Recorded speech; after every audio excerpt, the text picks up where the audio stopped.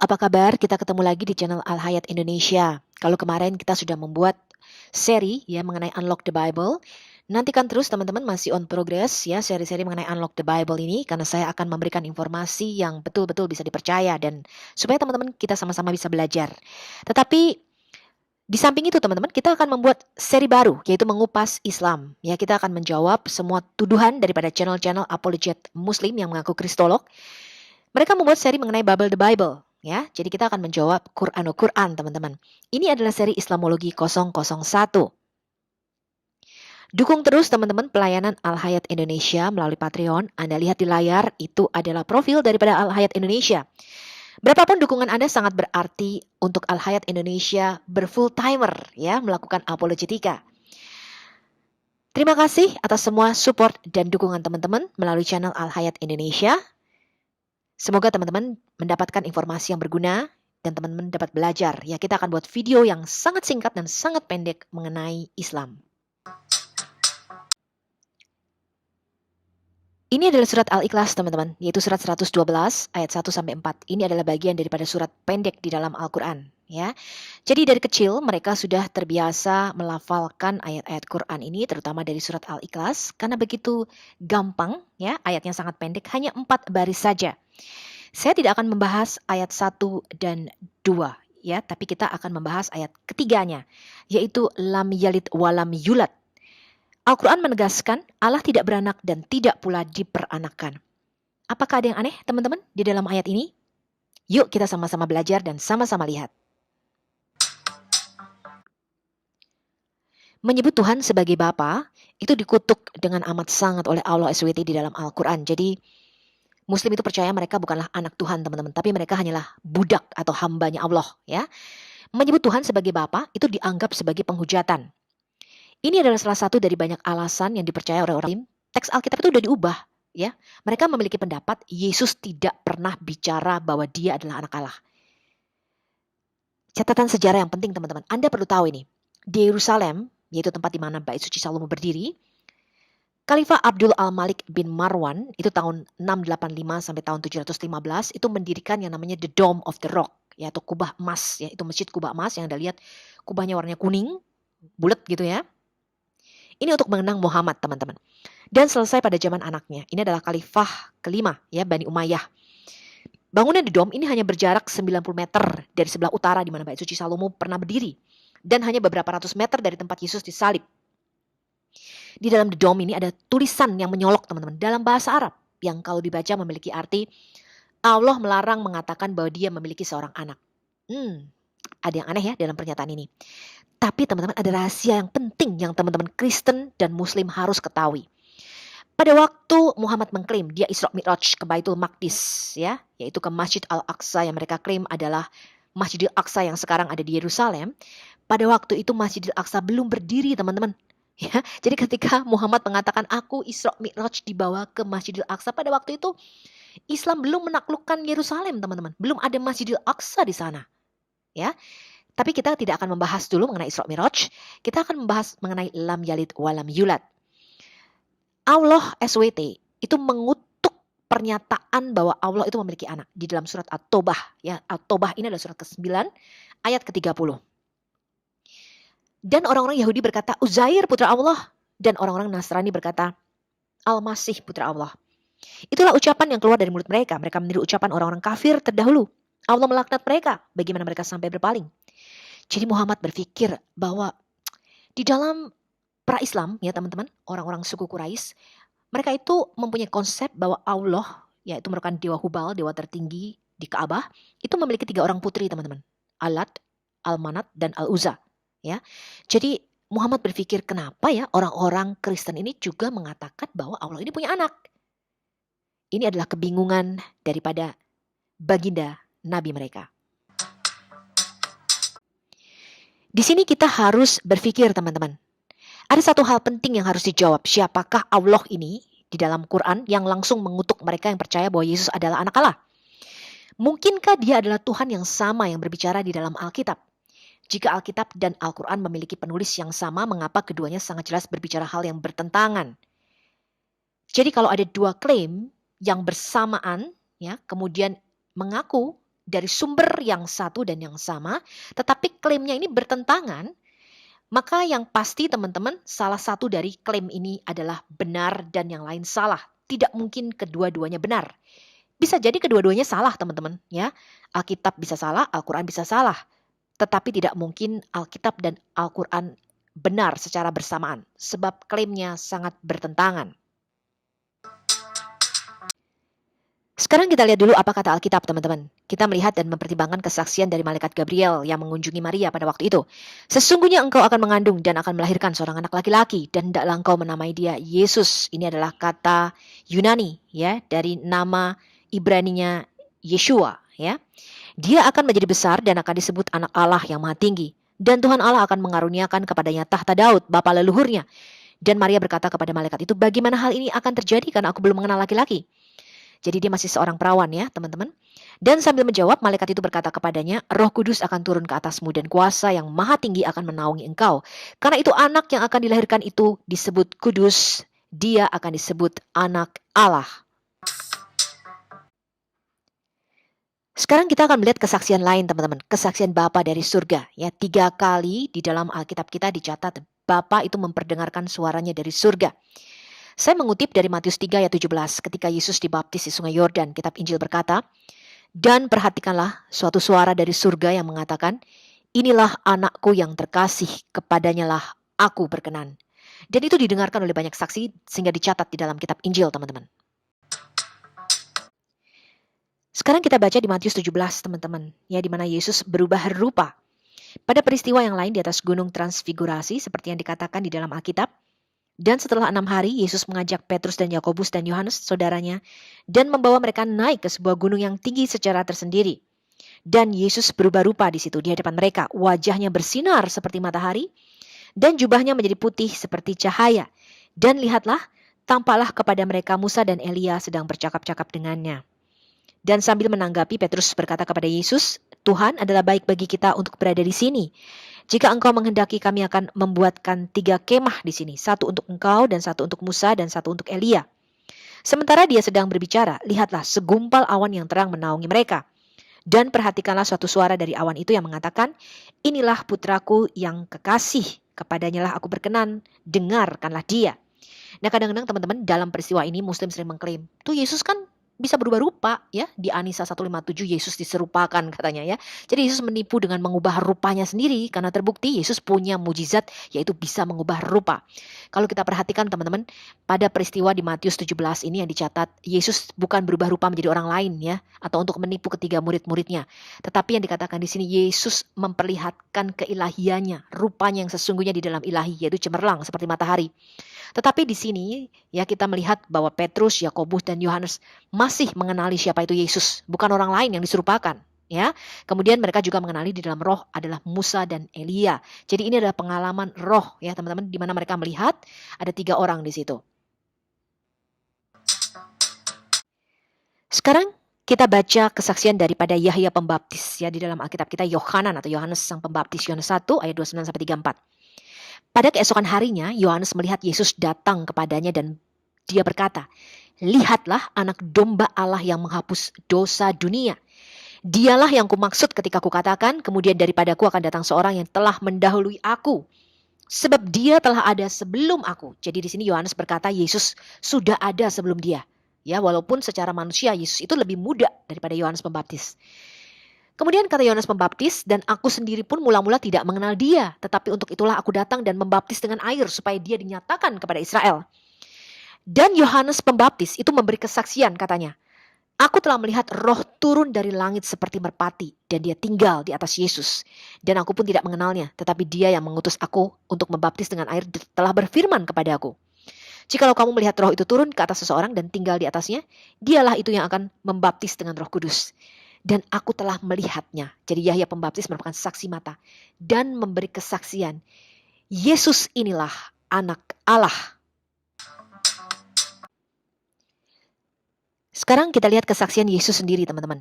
Yohanes 10 ayat 34 sampai 36. Kata Yesus kepada mereka, tidakkah ada tertulis dalam kitab Taurat kamu, aku telah berfirman kamu adalah Allah? Jikalau mereka kepada siapa firman itu disampaikan disebut Allah, sedang kitab suci tidak dapat dibatalkan. Jadi Yesus di sini mengutip Mazmur 82 ayat 6. Ya, nanti kita bicara lebih lanjut mengenai hal ini. Masihkah kamu berkata kepada Dia yang dikuduskan oleh Bapa dan yang telah diutusnya ke dalam dunia, maksudnya dirinya sendiri, engkau menghujat Allah karena aku telah berkata, aku adalah anak Allah. Jadi Yesus berkata, aku ini anak Allah. Ya. Kemudian orang-orang Yahudi itu mencoba menangkap Yesus, tapi dia luput dari tangan mereka. Kita baca lagi di Lukas 22 ayat 70. Kata mereka semua, kalau begitu engkau ini anak Allah. Jawab Yesus, kamu sendiri mengatakan bahwa akulah anak Allah. Jadi Yesus tidak menyangkal bahwa dia adalah anak daripada yang maha tinggi itu atau anak Allah. Ini adalah kesaksian Yesus mengenai dirinya sendiri. Jadi kalau kita lihat dari sini teman-teman, Isa Al-Masih di dalam Quran tentulah bukan Yesus Kristus di dalam Alkitab kita. Namanya saja tidak sama teman-teman. Isa itu tidak mempunyai arti apa-apa, tetapi Yesus mempunyai arti juru selamat ya, atau the Savior, Allah keselamatanku. Itu adalah arti namanya teman-teman. Sekarang kita lihat kesaksian orang-orang Yahudi teman-teman. Di Matius 27 ayat 41-43. Demikian juga imam-imam kepala bersama-sama ahli-ahli Taurat dan tua-tua mengolok-olokkan dia. Dan mereka berkata, orang lain diselamatkan, tetapi dirinya sendiri tidak dapat dia selamatkan. Dia Raja Israel, baiklah dia turun dari salib itu dan kami akan percaya kepadanya.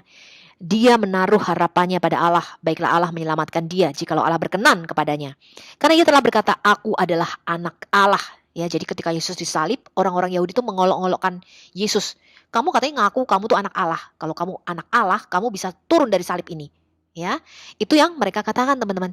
Jadi di sini orang-orang Yahudi itu mendengar sendiri Yesus berkata dia adalah anak Allah. Dan ini adalah kesaksian daripada orang-orang Yahudi itu. Ini adalah kesaksian daripada roh-roh jahat teman-teman. Jadi orang-orang yang kerasukan setan, yang mereka tersungkur di kaki Yesus, dan mereka meneriakkan hal-hal seperti berikut teman-teman. Markus 3 ayat 11, bila mana roh-roh jahat itu melihat dia, mereka jatuh tersungkur di hadapan Yesus dan berteriak, engkaulah anak Allah. Kemudian di Matius 8 ayat 28-29, setibanya di seberang, yaitu di daerah orang Gadara, datanglah dari penguburan dua orang yang kerasukan setan menemui Yesus. Mereka sangat berbahaya, sehingga tidak seorang pun yang berani melalui jalan itu. Dan orang-orang yang kerasukan setan ini berteriak katanya, apa urusanmu dengan kami, hai anak Allah? Adakah engkau kemari untuk menyiksa kami sebelum waktunya? Berarti yang berteriak ini adalah roh jahat yang di dalam mereka. Dan mereka mengenali Yesus di dalam roh sebagai anak Allah. Kemudian di Lukas 4 ayat 9, kemudian dia membawa Yesus ke Yerusalem dan menempatkan Yesus di bubungan bait Allah. Ini adalah pencobaan Yesus oleh iblis. Ya, jadi iblis berkata kepada Yesus, jika engkau anak Allah, jatuhkanlah dirimu dari sini ke bawah. Jadi iblis sendiri pun mengetes, ya, menguji. Kalau engkau anak Allah seperti yang engkau klaim, ya, jatuhkan dirimu dari bubungan bait suci ini. Jadi iblis sendiri pun memberi kesaksian mengenai hal ini, teman-teman.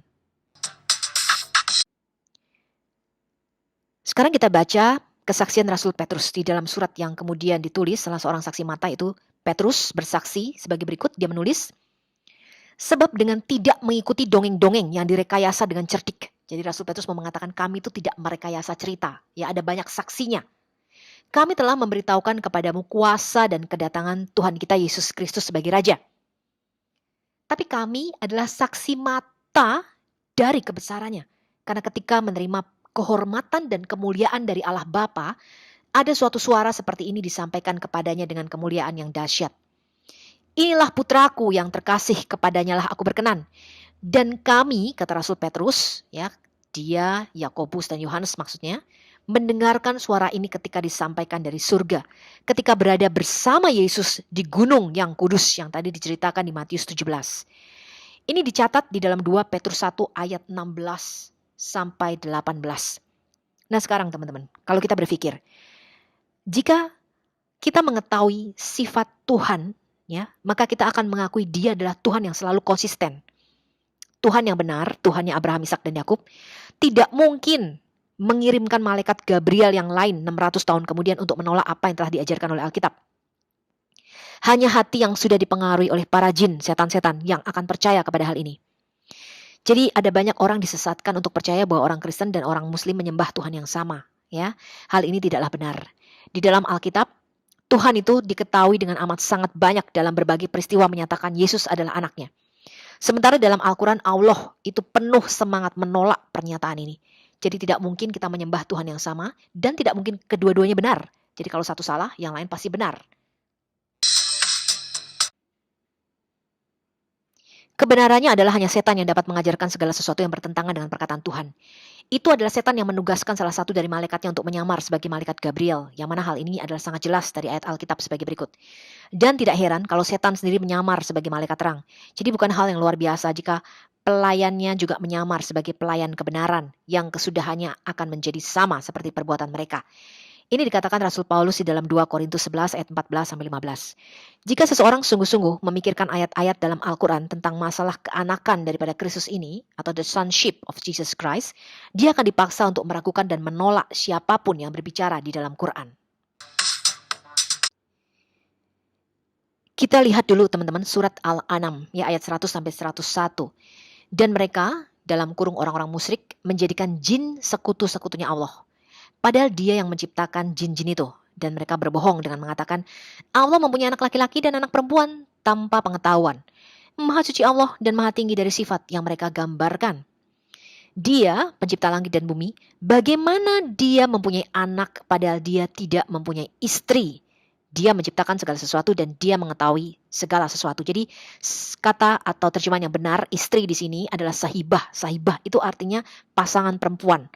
Jadi di sini Muhammad berkata bagaimana Allah itu mempunyai anak padahal dia tidak mempunyai pasangan perempuan.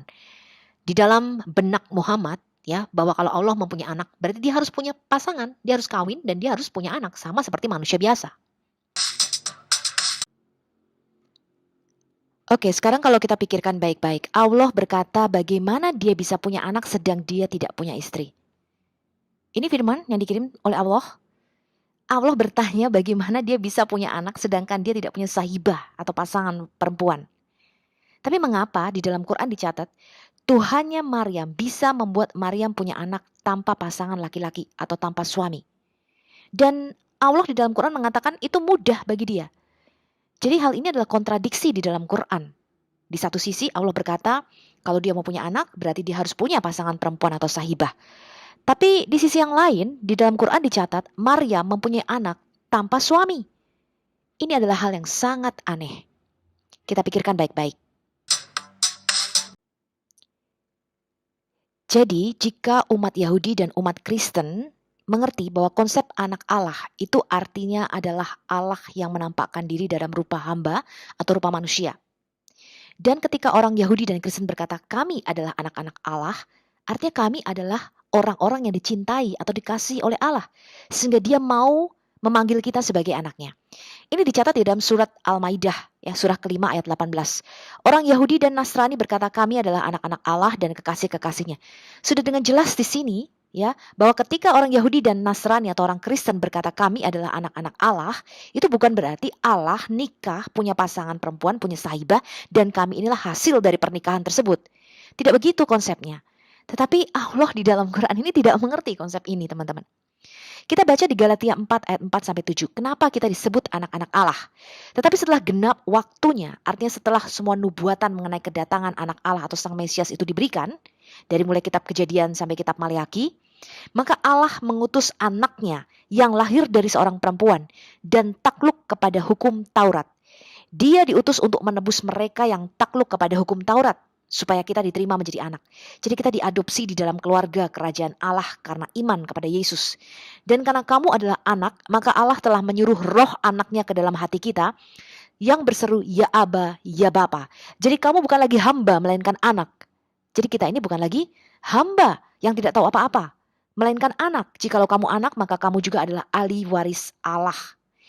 Di Galatia 3 ayat 26 lebih jelas lagi dikatakan, sebab kamu semua, kita semua, ini adalah anak-anak Allah oleh karena iman di dalam Yesus Kristus. Jadi kita dicangkokkan di dalam keluarga kerajaan Allah dan kita disebut anaknya karena iman di dalam Yesus Kristus. Roma 8 ayat 15. Sebab kamu tidak menerima roh perbudakan yang membuat kamu menjadi takut lagi, tapi kamu menerima roh yang menjadikan kamu anak Allah.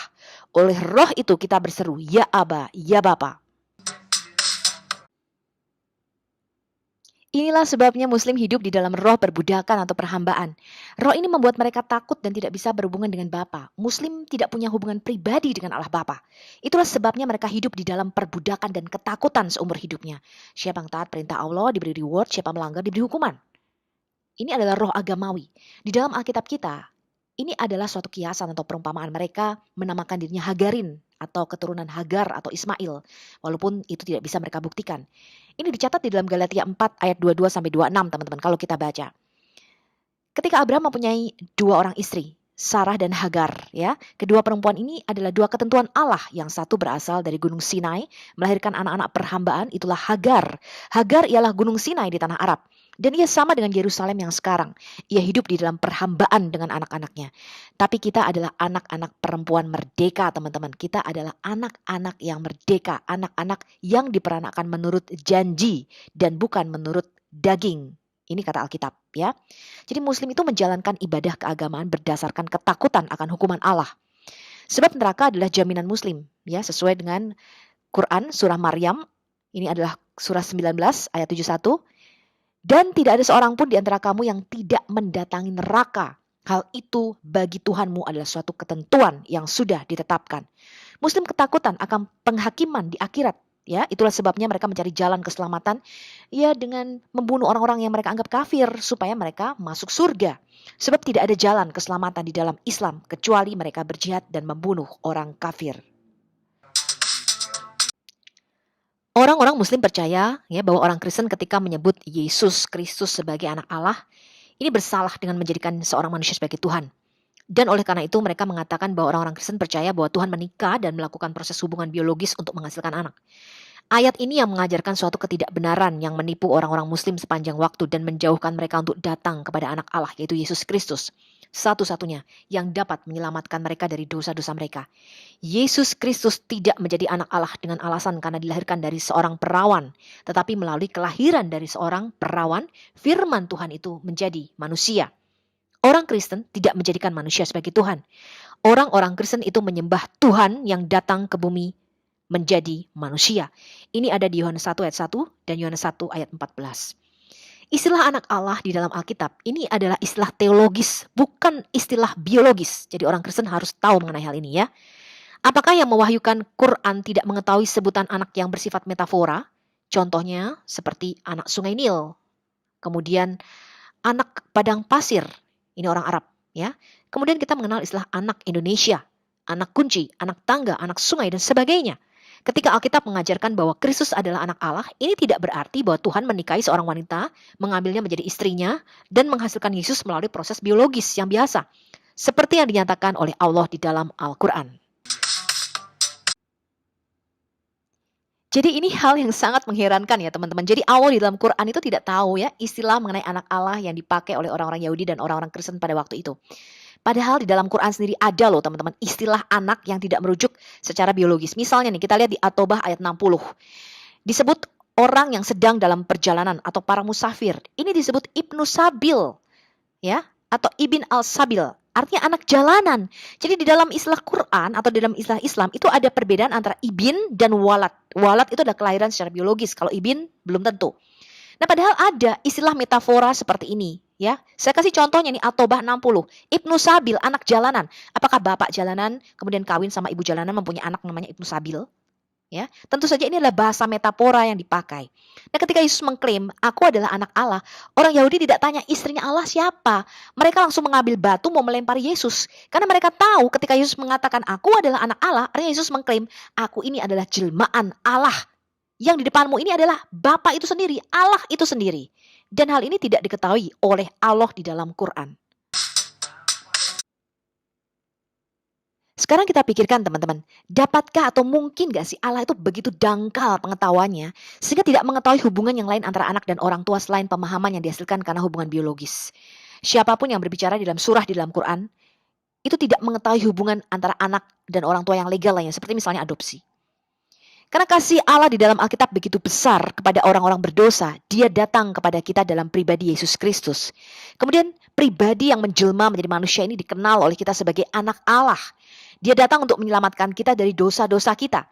Yesus adalah anak yang unik, yang satu-satunya yang tunggal dari Tuhan kita di dalam artian spiritual. Jadi ketika Yesus mengklaim aku adalah anak Allah, orang Yahudi tidak bertanya kepada Yesus, istrinya Allah siapa? Ya, ketika Yesus mengklaim aku adalah anak Allah, orang Yahudi tahu dia mengklaim dia adalah jelmaan Allah itu sendiri, yaitu Allah yang mengambil rupa manusia. Jadi anak Allah itu artinya Allah yang mengambil rupa hamba atau rupa manusia. Ya, ini sesuai dengan nubuatan para nabi.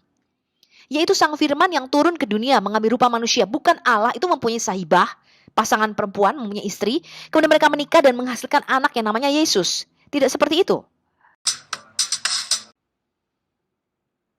Di dalam Alkitab kita, teman-teman, Allah secara konsisten menyatakan dirinya sebagai Bapa. Jadi hubungan antara kita dengan Allah adalah Bapa dengan anak, ya. Itu adalah bahasa metafora. Nah, kalau kita melihat teman-teman, ada banyak sekali ayat-ayat di dalam Alkitab yang menyatakan hal ini. Contohnya nih, di Keluaran 4 ayat 22 sampai 23. Maka engkau harus berkata kepada Firaun, ini firman Tuhan kepada Musa, ya. Israel ialah anakku, anakku yang sulung. Sebab itu aku berfirman kepadamu, biarkanlah anakku itu pergi, supaya dia beribadah kepadaku. Tetapi jika engkau menolak membiarkannya pergi, maka aku akan membunuh anakmu, anakmu yang sulung. Kemudian kita lihat nih, Keluaran 15 ayat 2, ini nyanyian Musa. Yahweh itu kekuatanku dan mazmurku, dia telah menjadi keselamatanku. Dia Allahku, kupuji dia.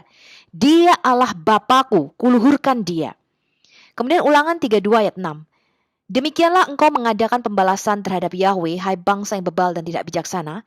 Bukankah dia Bapamu yang mencipta engkau, yang menjadikan dan menegakkan engkau? Jadi di dalam Alkitab kita, para nabi menyebut Allah sebagai Bapa bukan karena dia laki-laki, tapi karena dia adalah sumber segala sesuatu dan dialah pencipta kita. Ya, maka kita memanggil dia Bapa kita. Karena dari dia kita berasal, kita dijadikan. Kemudian kesaksian para nabi ini. Ini Yesaya 63 ayat 16. Bukankah engkau Bapa kami? Sungguh Abraham tidak tahu apa-apa tentang kami dan Israel tidak mengenal kami. Ya Yahweh, engkau sendiri Bapa kami. Namamu ialah penebus kami sejak dahulu kala. Kemudian di dalam Yohanes 8 ayat 54, Yesus berkata, jikalau aku memuliakan diriku sendiri, maka kemuliaanku itu sedikit pun tidak ada artinya. Bapakulah yang memuliakan aku. Tentang siapa kamu berkata dia adalah Allah kami. Jadi Yesus berkata, Bapa, ya, yang kau sebut Allah kami, itu adalah Bapakku. Artinya aku berasal dari dia. Jadi apa artinya ketika kita menyebut Allah sebagai Bapa? Jawabannya ada di 1 Korintus 8 ayat 6. Namun bagi kita hanya ada satu Allah saja, yaitu Bapa, yang daripadanya berasal segala sesuatu. Dan yang untuk dia kita hidup. Jadi Allah kita sebut Bapa bukan karena dia laki-laki atau perempuan, di dalam roh tidak ada gender. Allah kita sebut Bapa karena dialah yang menciptakan kita. Daripada dialah kita berasal. Dia adalah sumber segala sesuatu. Dan hanya ada satu Tuhan saja, yaitu Yesus Kristus, yang olehnya segala sesuatu telah dijadikan, dan yang karena dia kita hidup. Karena Allah itu hanya ada satu, maka firman-Nya juga hanya ada satu. Allah yang menampakkan diri dalam rupa manusia itu hanya Yesus. Tidak ada Allah lain selain dia. Itu maksudnya.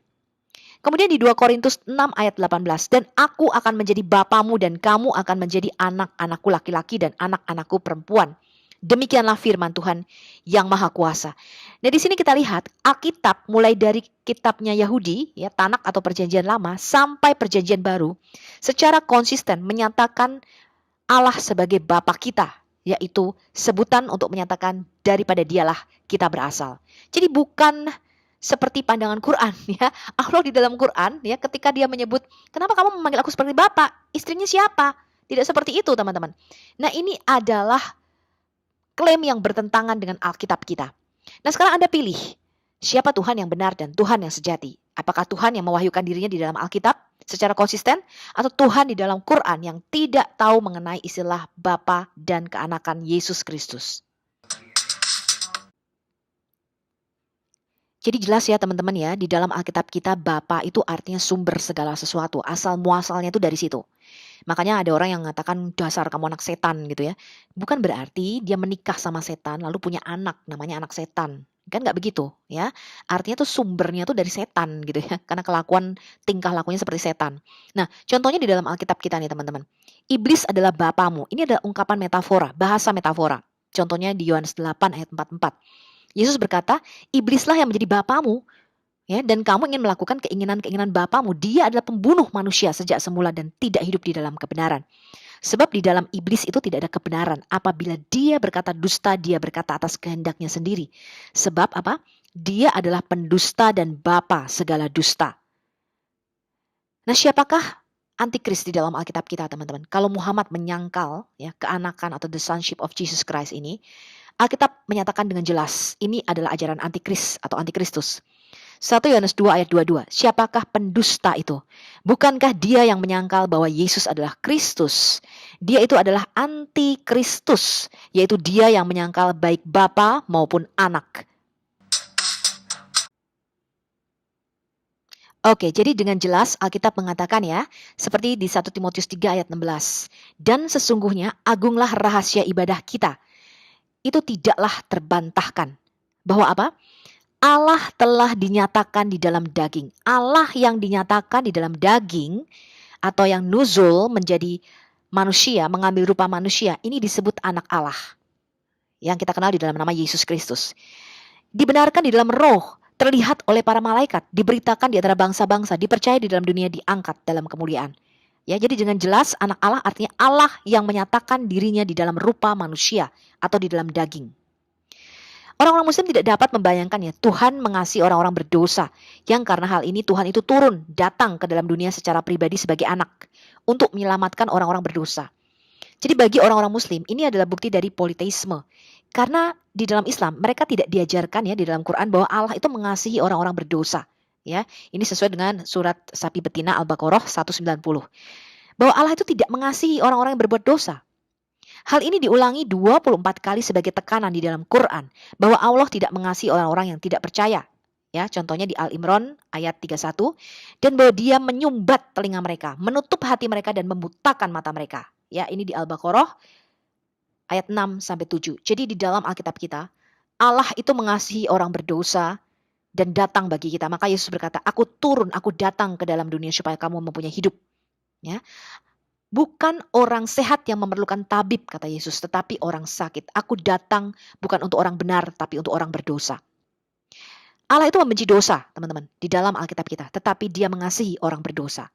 Tetapi di dalam Quran tidaklah demikian. Ya, bahkan orang-orang berdosa itu tidaklah diberikan petunjuk oleh Allah. Tidaklah diberikan petunjuk, tidaklah diberikan wahyu oleh Allah. Ya, bahkan disesatkan dikatakan. Nah, kalau Allah aja menyesatkan orang yang berdosa, bagaimana orang berdosa ini bisa berbalik dari dosanya, teman-teman? Hal ini adalah klaim yang terbalik dengan Alkitab kita. Semua pernyataan yang ada di dalam Quran ini bertentangan secara langsung ya dengan apa yang diajarkan di dalam Alkitab yang mengatakan bahwa namun Allah menunjukkan kasih-Nya sendiri kepada kita, bahwa ketika kita masih berdosa, Kristus telah mati bagi kita. Ini ada di Roma 5 ayat 8. Jadi tema utama di dalam Alkitab adalah sebab begitu besar kasih Allah akan dunia ini, sehingga dia mengaruniakan anak yang tunggal, supaya setiap orang yang percaya kepadanya tidak binasa, melainkan beroleh hidup yang kekal. Yohanes 3 ayat 16. Apakah saudara seorang yang berdosa?